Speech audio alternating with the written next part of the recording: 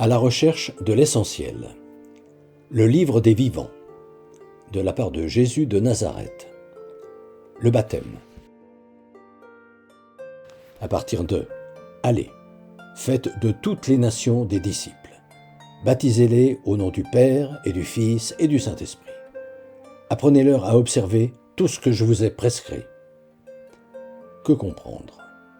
Qu'il faut aller baptiser, c'est-à-dire renouveler physiquement le baptême d'eau que pratiquait Jean le Baptiste, usage qu'avaient d'ailleurs repris les propres disciples de Jésus du temps même où il enseignait.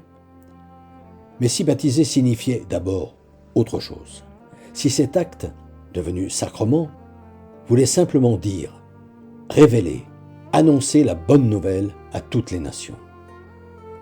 Les sacrements, comprendre qu'ils sont un passage d'un état sale à un état propre, d'un état de pécheur à celui de saint, de pur, de sacré, qui fait que quelqu'un, depuis ce monde d'en bas, accède au monde d'en haut, le royaume de Dieu.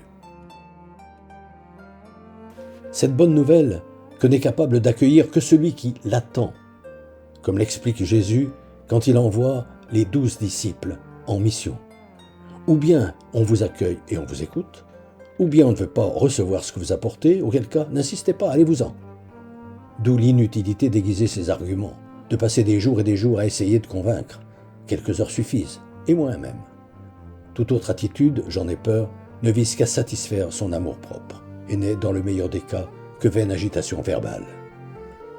Je comprendrai donc, allez baptiser toutes les nations, au nom du Père et du Fils et du Saint-Esprit, comme suit. Allez annoncer à tous les hommes, quels qu'ils soient, tous, nous n'avons qu'un seul Dieu et Père. Tous, notre Père nous invite à émerger de notre animalité pour devenir son Fils.